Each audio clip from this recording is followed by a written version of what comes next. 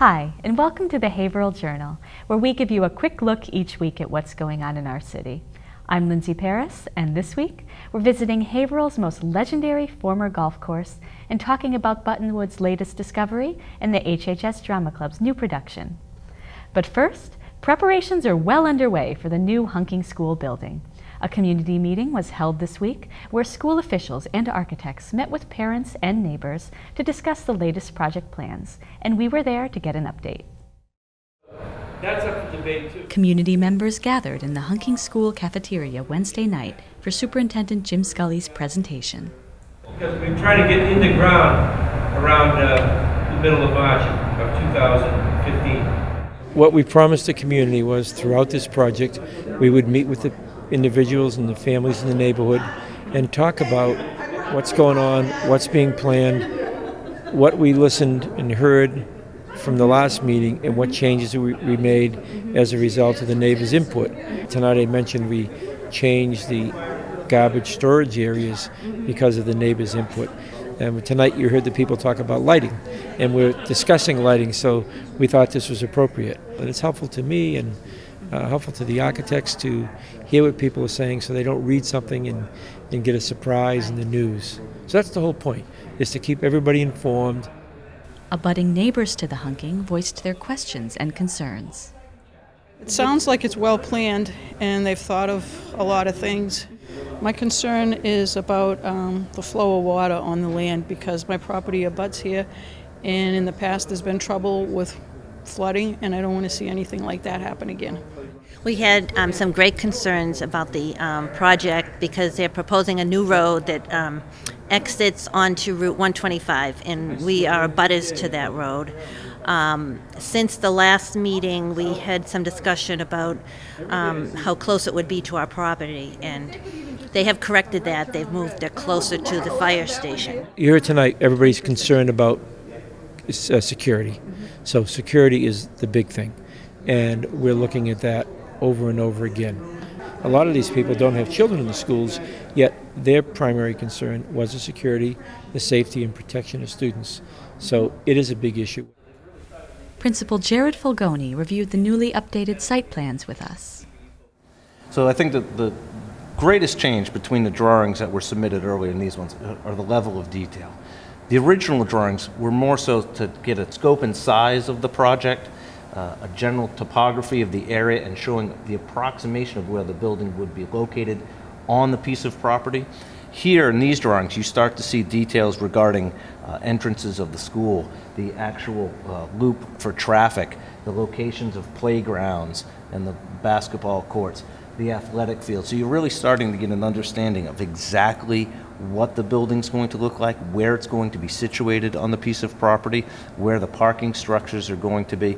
Again, the idea of this is that we're now moving to a phase in the project where we're actually able to start really designing what the actual space is going to be used for anything from the principal's office to security offices to the actual labeling of spaces regarding a band, ensemble rooms. So we're really getting to a level of detail where now we can start to actually see the project kind of come to life. We can start to kind of realize how the space is going to be used. I went to this school myself. I was one of the, I think I was the second year in this school when it was first built. But I can see that it really we need a lot of help here. And this school's going to be beautiful. I'm really happy about it. I think you saw tonight, there were, 60 people here tonight, and they seem to all be in sync, and they were at the last meetings. The most important thing is because of the growing enrollment in the school system, 100 students up this year, that we continue to push the button to get this thing done on time. So hopefully we're going to be breaking ground in March, and we'll have the school opened. To keep apprised of what's happening at the Hunking, visit haverhill-ps.org/hunking-building-project. Imagine yourself on a balmy spring day, enjoying the river breezes as you strolled up to the 9th hole of a cool island golf course. 100 years ago, the golfers of Haverhill were doing just that out on Hales Island, and the Journal kayaked down the river to see this legendary spot.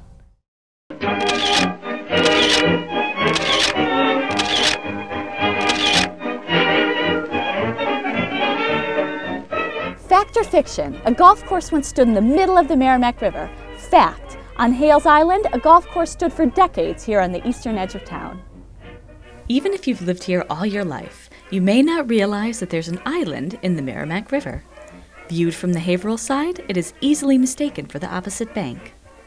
Over the years, it's been known as Porter's Island, Clements Island, and Hales Island. And at the turn of the 20th century, its 54 acres were just enough for a 9-hole course. So I'm out here at hole 1 and I'm going to play through the entire course today.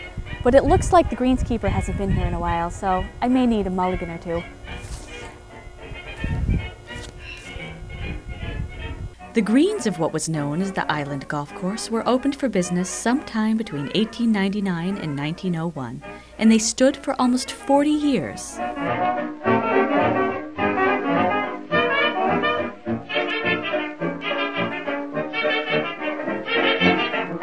How'd you get over here? Not only people, but cows used to cross on the stone bridge behind me. You can see the remains of it here on the Bradford side of the river. And from the Haverhill side, there used to be a ferry that ran from Boardman Street.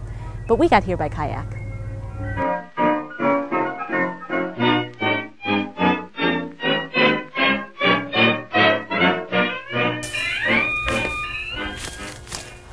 So I'm in the rough out here, but I'm LPGA caliber, so don't worry, I'll still make par. Damn ball. During its heyday, golf wasn't the only fun to be had on the island. There were also tennis courts and a ballroom at one time. Golfing on Hales Island came to an end after the Great Flood of 1936 completely engulfed and destroyed the facilities. I'm here next to hole 6. It's a little bit of a water hazard, as you can see, but I've got it under control and there's no penalties on this course. You can see behind me the banks of the island are more than 10 feet high, so you can imagine during the flood of 36 how high the water must have come to completely flood this whole course. But don't worry, I sent my caddy down to look for my ball. So I'm paddling away from the island now. Now it looks like an overgrown pile of dirt, but at one time it was the playground of Haverhill's elite. I'll see you at the 19th hole.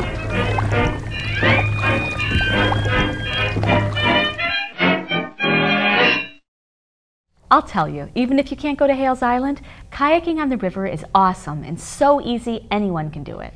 And of course, golfers have no shortage of courses today, with no less than 6 golf courses in Haverhill.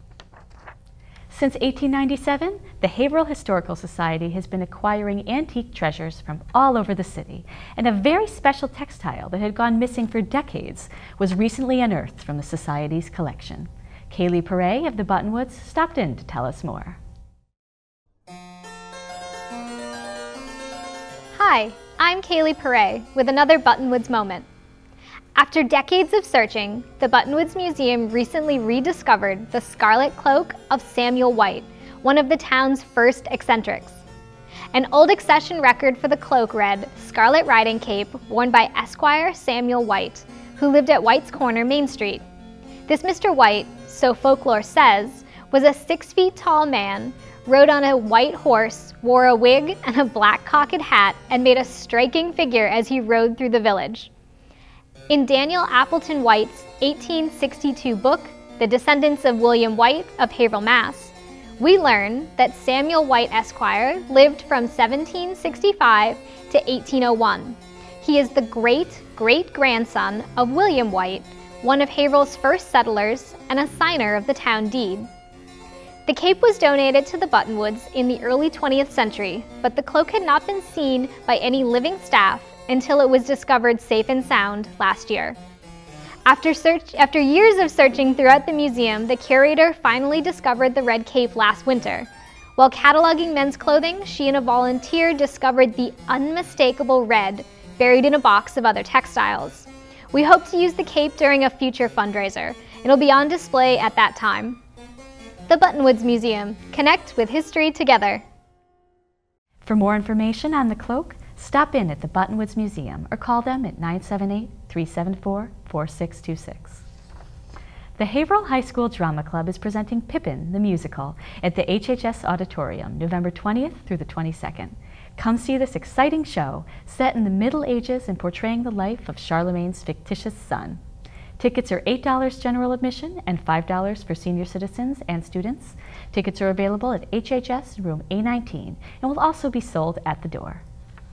If you have a story or event you'd like to see featured on the Haverhill Journal, call us at 978-372-8070 or email info@mediahc.org. And don't forget to like us on Facebook or at our YouTube channel, HCTV Haverhill. And that's what's happening in Haverhill the week of November 13th. I'm Lindsay Paris, and we'll see you next week.